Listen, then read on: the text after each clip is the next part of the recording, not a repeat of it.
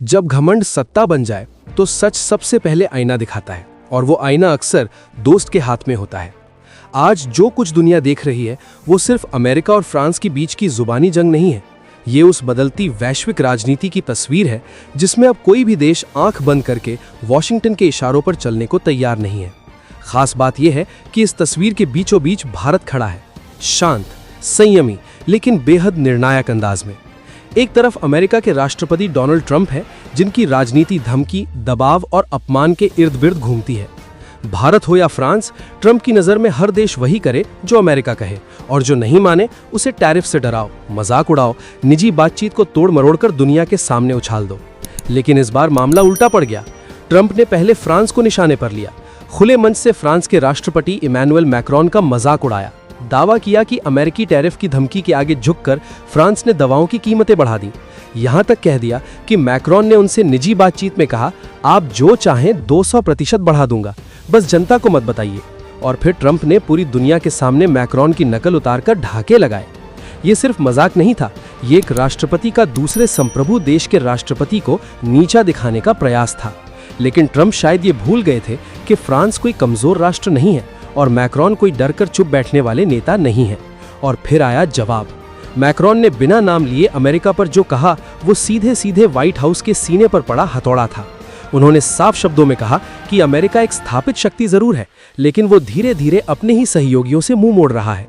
वो उन अंतर्राष्ट्रीय नियमों को तोड़ रहा है जिन्हें उसने खुद बनाया था।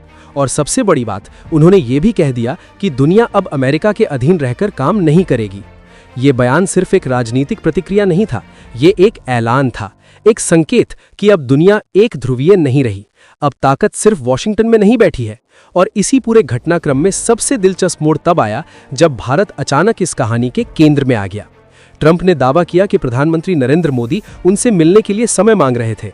ये भी कहा कि वो मोदी से खुश नहीं है, यानी वही पुराना हथकंडा, दबाव बनाओ, बयान उछालो, ताकत दिखाओ। लेकिन हकीकत इससे बिल्कुल उलट निकली। ट्रंप के इन दावों के ठीक बाद भारत के विदेश मंत्री एस जयशंकर अचानक फ्रांस पहुंच जाते हैं। कोई शोर नहीं, कोई प्रचार नहीं, और वहां फ्रांस के राष्ट्रपति इमैनुअल मैक्रोन खुद बाहें फैलाकर जयशंकर का स्वागत करते हैं।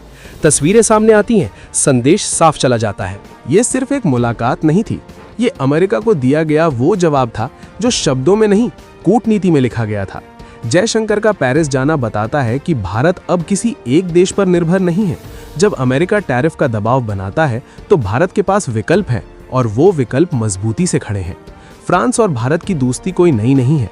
रक्षा से लेकर अंतरिक्ष तक, परमाणु ऊर्जा से लेकर अब आर्टिफिशियल इंटेलिजेंस तक, दोनों देश कंधे से कंधा मिलाकर चल रहे हैं। और यही बात अमेरिका को सबसे ज्यादा चुभ रही है।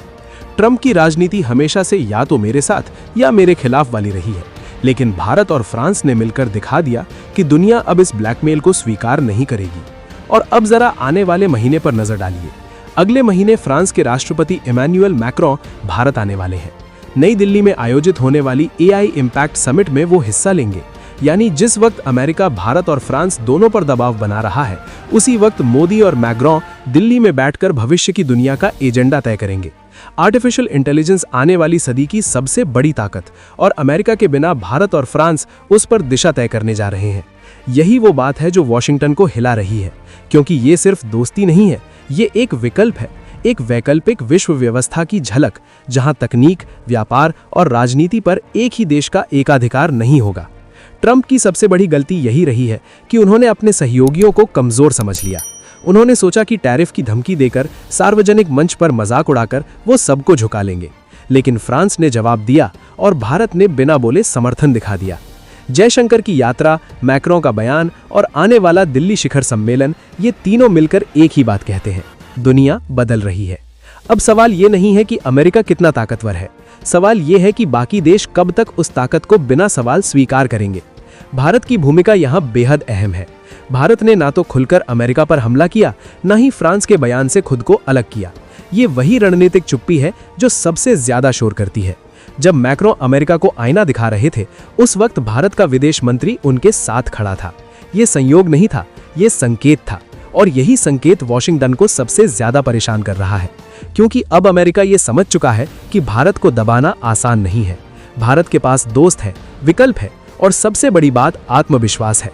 ट्रंप भले ही बयान देते रहें, मजाक उड़ाते रहें, लेकिन सच्चाई ये है कि वैश्विक नेतृत्व अब साझा हो रहा है और भारत उस नेतृत्व की मेज पर मजबूती से बैठ चुका है। फ्रांस के साथ भारत की नज़दीकी अमेरिका के लिए चेतावनी है, एक सीधी चेतावनी कि अगर दबाव की राजनीति जारी रही तो दुनिया नए रास्ते चुनने से पीछे नहीं हटेगी।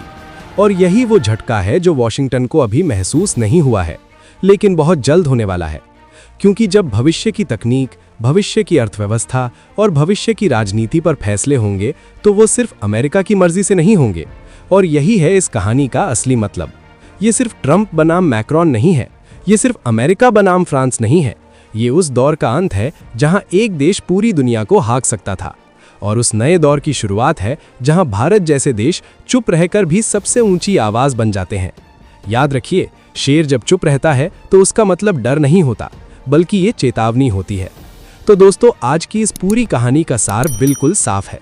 ये सिर्फ बयानों की लड़ाई नहीं थी, ये ताकत, आत्मसम्मान और बदलती वैश्विक राजनीति का साफ संकेत था। अमेरिका ने दबाव बनाने की कोशिश की, मजाक उड़ाया, धमकियां दी, लेकिन जवाब शब्दों से नहीं, रणनीति से दिया गया। फ्रांस ने खुलकर बोल दिया और भारत ने चुप रहकर दुनिया को समझा दिया कि अब हम किसी के इशारों पर चलने वाले नहीं हैं। भारत आज उस मुकाम पर खड़ा है जहां उसके पास विकल्प है, दोस्त है और अपनी शर्तों पर फैसले लेने की ताकत है। जयशंकर की फ्रांस यात्रा, मैक्रोन का सख्त संदेश और आने वाला दिल्ली समिट, ये तीनों मिलकर ये बता रहे हैं कि भविष्य की दुनिया का नक्शा अब नए हाथों से बन रहा है, और उन हाथों में भारत का नाम सबसे आगे है। आज जो लोग भारत को दबाने का सपना देख रहे हैं, उन्हें ये समझ लेना चाहिए कि नया भारत झुकता नहीं है, वो संतुलन बनाता है, वो दोस्ती भी निभाता है और जरूरत पड़े तो आईना भी दिखाता है। आने वाला वक्त बताएगा कि दुनिया किसके साथ चलेगी, धमकी के साथ या भरोसे के साथ। और ये बात भी आज पूरी दुनिया जान चुकी है कि भारत के साथ मिलकर व्यापार करना कितना उनके लिए फायदेमंद सिद्ध हो रहा है। इसी कारण आज भारत में चीन ने एक्सपोर्ट और इंपोर्ट करने का इरादा भी बढ़ा लिया है। यही नहीं, बल्कि यूरोप के भी कई देश भारत के साथ खड़े हो चुके हैं, और ऐसा अनुमान लगाया जा चुका है कि भारत ही एक ऐसा देश है जो अन्य देशों को सहायता और वस्तुओं का मुहैया समय के अनुसार करवा सकता है, और अतनसेल वक्त में भारत ही अन्य यूरोपीय देशों का सहायता कर सकता है। तो दोस्तों, अगर आपको ये विश्लेषण पसंद आया हो तो वीडियो को लाइक करें, चैनल को सब्सक्राइब करें और कमेंट में अपनी राय जरूर लिखें, क्योंकि ये बहस यहीं खत्म नहीं होती।